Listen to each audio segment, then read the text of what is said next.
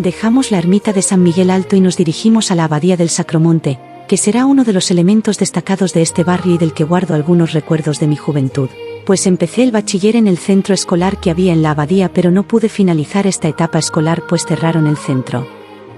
Así es que, aunque fue un periodo breve, me traen recuerdos algunas de las imágenes que os mostraré, como las escaleras que conducían a las clases que se ubicaban en la planta superior, y de los patios interiores que me servían de zona de asueto en los periodos no lectivos. Como anécdota comentar que el presente trabajo me ha servido para entender por qué el aula en la que me impartían clase tenía forma de anfiteatro como el aula magna que después me encontré en mi paso por la universidad. Bueno, después de esta pequeña introducción, de carácter personal que espero disculpéis, pasamos a analizar este complejo de la abadía del Sacromonte. En 1595, se descubrieron en el Monte Ilupitano, actualmente el Sacromonte, las reliquias de San Cecilio, discípulo del apóstol Santiago, así como unas placas de plomo escritas en árabe, conocidas como los libros plumbeos. Este hallazgo tuvo una gran repercusión y el lugar se convirtió en un centro de peregrinación. Este sería el germen de que a comienzos del siglo XVII se construyera la abadía, que tuvo gran importancia como complejo cultural y religioso. El arzobispo de Granada Pedro de Castro fue su gran impulsor. La obra encargada al hermano jesuita y arquitecto Pedro Sánchez, teniendo como referente el Escorial, no llegó a verse terminada, pues tras la muerte del obispo, la financiación se vio recortada. Tiene una cruz muy significativa en su inicio. Según la tradición, en el camino que unía la ciudad al Sacromonte, se levantaron numerosas cruces, alrededor de unas 1200, por los gremios y artesanos. De estas, hoy solo quedan 5. El claustro es el elemento más destacado del conjunto. Los 4 lados tienen galerías con columnas toscanas sobre las que descansan arcos de medio punto con ménsulas en la clave. En los espacios que hay entre los arcos aparecen tondos con el escudo de Castro y estrellas de Salomón. En el piso superior se abren vanos rectangulares. Si el cuerpo inferior es de cantería, el superior es de ladrillo, ofreciendo una nota de color al conjunto.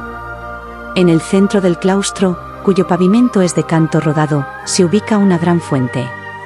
En el edificio principal, Pedro de Castro fundó uno de los primeros colegios privados de Europa como una universidad privada en la que se estudiaba derecho, teología y filosofía. Esta universidad pasó a ser solo colegio de secundaria desde principios del siglo XX hasta 1975, año en el que cerró. El colegio se inauguró el 30 de octubre de 1610, siendo su primer rector Juan Estrada.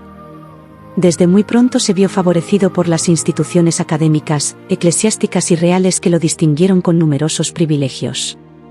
Así, en 1613, la universidad le otorga la facultad de admitir a grados mayores a sus canónigos, catedráticos, maestros y colegiales y, posteriormente, en 1617, le concede a los alumnos del Sacromonte la gracia de poder presentarse a examen sin estar matriculados en ninguno de los cursos impartidos por la universidad. Se establecen 4 requisitos fundamentales para poder acceder al colegio, a saber, examen de ingreso. Los aspirantes debían demostrar su conocimiento en gramática latina a través de un examen que sería evaluado por el abad y el cabildo. Superada la prueba de conocimiento, se procedía a elaborar un informe de la limpieza de sangre, en el que se dejaba constancia de su legitimidad, vida honesta y formación en otros centros académicos, datos que se completaban con numerosos informes de párrocos, profesores o cualquier persona que pudiera justificar la calidad del candidato. Mes de prueba, momento en que el aspirante se convierte en huésped debiendo pasar un mes como interno en el colegio y, por último, investidura de la beca. Una vez realizados, el secretario asentaba en los respectivos libros de ingreso a los alumnos nuevamente admitidos. El colegio a lo largo de su existencia llegó a disfrutar de un gran prestigio no solo a nivel social sino cultural y político, tanto local como nacional e internacional. Buena muestra de ello son los casi 30 rectores, 9 cancilleres y 24 obispos que se formaron en el Sacromonte. El complejo de la abadía del Sacromonte incluye las Santas Cuevas. Entre 1595 y 1597 se acometieron las primeras obras con el desenterramiento de las mismas para posteriormente reforzar y valorar aquellas en donde se tenía constancia de que había sido lugar de martirio. El conjunto de las cuevas aparece delimitado por un muro de ladrillo con almenas curvilíneas y decorado con estrellas, círculos, flores y el escudo del fundador, así como el año de su construcción, 1598. entrando a las Santas Cuevas encontramos un altar a cuyos lados se veneran dos imágenes de cera traídas de Roma en 1843 con las reliquias de los mártires San Víctor y San Leoncio. Descendiendo una escalera situada bajo el altar se pasa a las Santas Cuevas, donde aparecen varias capillas como la Capilla de la Dolorosa, que es la primera, seguida de la Capilla de Santiago. Según la tradición, aquí celebró el apóstol Santiago la primera misa en España, pues se dice que aquí se le apareció por primera vez la Virgen. Luego viene la Capilla de Piedra. Aquí se halla una gran piedra a la que la fantasía popular atribuye la virtud de conceder marido dentro del año a la mujer que la besa. Y una capilla más pequeña que las anteriores, donde se encuentra el horno donde se sufría el martirio, en compañía de un busto de San Cecilio y la cruz que según la tradición llevaba San Juan de Dios cuando pedía limosna por Granada. Junto a las cuevas se halla el cementerio de los canónigos. La iglesia está consagrada a la Virgen de la Asunción. La planta del proyecto inicial estaba formada por una sola nave que remataba el crucero. A partir del siglo XVIII se amplió, proyectándose una planta de cruz latina, de 3 naves con capilla mayor, crucero y coro. El coro, uno de sus elementos más llamativos, fue realizado por Francisco Díaz del Rivero entre 1615 y 1617. Entre las manifestaciones escultóricas también destaca la imagen del Cristo del Consuelo o de los Gitanos, realizado por José Risueño en 1695. Junto al altar mayor, a la derecha, está la capilla del fundador. De pequeñas dimensiones, alberga su mausoleo, en el que aparece de rodillas y en actitud orante. El nuevo museo, inaugurado en febrero de 2010, ubicado en un lateral del patio, está distribuido en 4 salas monográficas. En la primera se explican los libros plumbeos, su relación con la abadía y la importancia de su hallazgo, y se pone de manifiesto qué son, qué fueron y qué pretendían ser. En el resto encontramos una gran variedad de obras, unas de carácter sacramental, custodias, casullas, etc. y otras pictóricas y escultóricas de los artistas que vivieron en Granada durante los siglos XVI y XVII. Y la última sala, dedicada al potencial de la sabiduría, sirvan de ejemplo, un ejemplar de Generalidades sobre la medicina de Averroes, o una carta de Pizarro al emperador Carlos V, por citar algunos. Como anécdota destacar que el retrato a don Francisco de Saavedra atribuido a Francisco de Goya fue robado en la madrugada del 17 de mayo de 1985. Los ladrones hicieron un agujero en la parte trasera del edificio y accedieron sin problema al interior. La única medida de seguridad con la que contaba el recinto en ese momento, era un perro que desapareció también tras el asalto. En 1991 fue recuperado por la policía en Madrid. Por último y para finalizar nuestra visita por la abadía os hablaré de la iglesia de San Dionisio de Areopagita. Se alza como uno de los edificios más desconocidos y sorprendentes del conjunto patrimonial que conforma la abadía del Sacromonte. Fue edificada junto al Colegio Nuevo durante la gran ampliación que experimentó el complejo en el siglo XIX. Cuenta con una sola nave, arcos apuntados cerrados con vidrieras y cubiertas con bóvedas de crucería. Al fondo el altar y el pan de oro que cubre el retablo hace más impresionante su aspecto. San Dionisio es un edificio único en Granada que nos evoca a las iglesias londinenses, a aquellas vinculadas con el arte del romanticismo, que disponen un estilo moderno que rompe con todo lo visto hasta ahora. Es una obra arquitectónica que destaca en sí misma por su grandeza y novedad dentro de la propia arquitectura granadina. Dejamos la abadía, no sin antes volver a admirar las impresionantes vistas a la Alhambra, el Albaicín, el río Darro y los magníficos picos de Sierra Nevada. Nos adentramos en el barrio de Sacromonte, que se encuentra en el Valle de Valparaíso, frente a la Alhambra. El origen se remonta a principios del siglo XVI, cuando la población judía y musulmana abandonó Granada tras el decreto de expulsión firmado por los reyes católicos. La ciudad quedó prácticamente despoblada y el Albaicín perdió gran parte de su población. Para hacer frente a esta sangría demográfica, se permitió el asentamiento de gitanos llegados de todas partes de Europa en la zona alta del Albaicín, en el barrio que hoy conocemos como Sacromonte. Así, el barrio se llenó de gente humilde, artistas y bohemios que comenzaron a construir viviendas en la roca, dando lugar a las cuevas del Sacromonte. Los habitantes de las cuevas se dedicaban en su mayoría a la cestería, la cerámica, la fragua y otros oficios artesanales. En pleno corazón del Sacromonte se encuentra el museo que expone la vida y las tradiciones de los habitantes de las cuevas de este barrio hace más de 100 años. La recreación de 10 cuevas hace posible ver el desarrollo de la vida de sus primeros habitantes, principalmente gitanos y musulmanes, a través de la exposición de utensilios de la vida cotidiana. Así, el museo expone lámparas, vasijas de cerámica, hornillos y telares. Además, el museo aborda los orígenes del Sacromonte desde que las comunidades gitanas y musulmanas empezaran a habitarlo en el siglo XVI hasta nuestros días. Gracias a la mezcla de culturas que proliferó en este barrio se fue dando forma al flamenco, un arte al que el museo también dedica un espacio.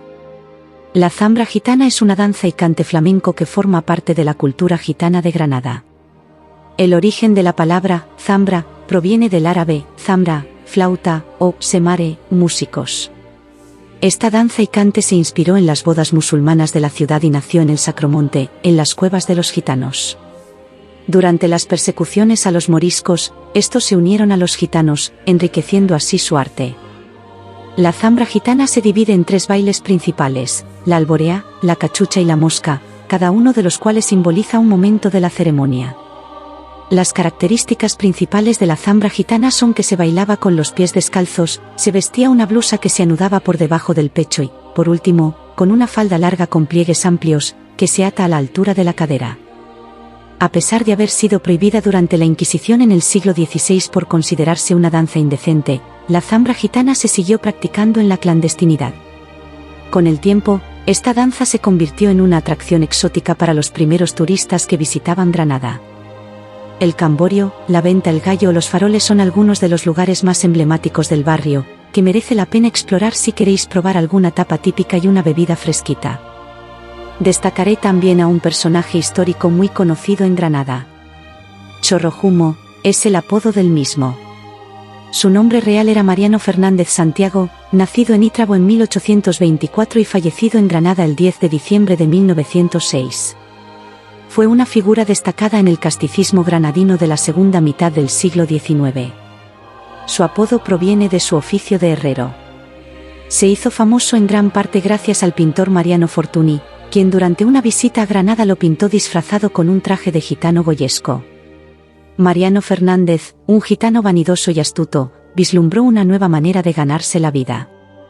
Le gustó tanto el disfraz que se autodenominó como el Rey de los Gitanos y comenzó a ganarse la vida contando historias a los turistas sobre la Alhambra y posando para fotografías. Su fama fue tal que muchos turistas venían de lejos solo para conocerlo. A su muerte, le sucedió su hijo, quien tomó tanto su nombre como su título de Rey de los Gitanos.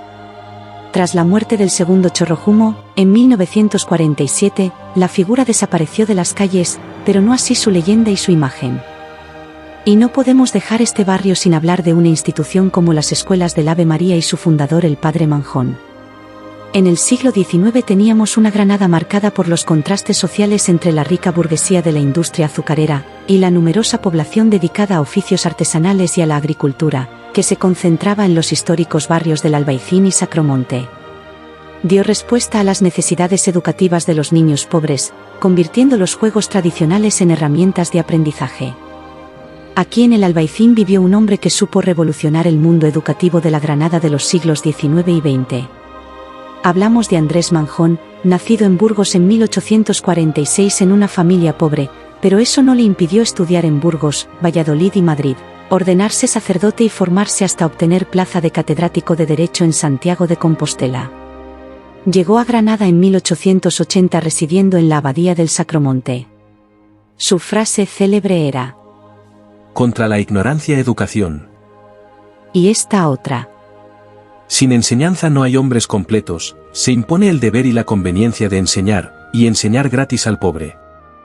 Era habitual verle en su burra por el Sacromonte y el Albaicín. Un día escuchó a unos niños cantando en una cueva con la señora amiga canciones dedicadas a la Virgen, encontrando así el germen de una respuesta educativa necesaria.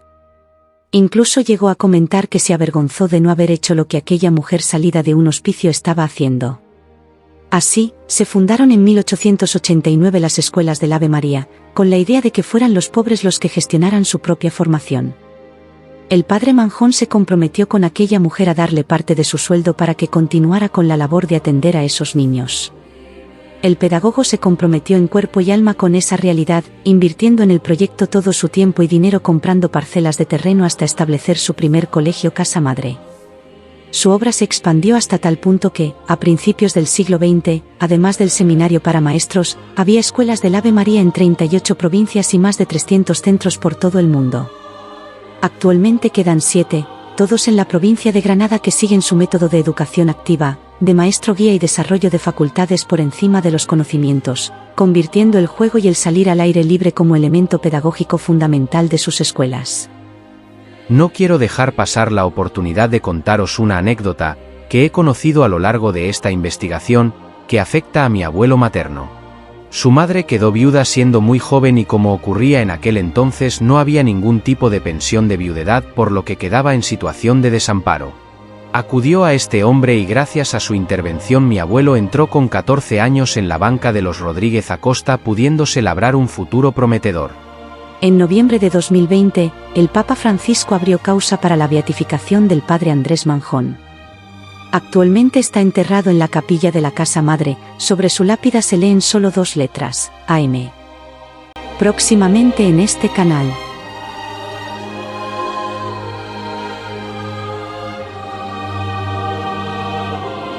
El Cerro de San Cristóbal.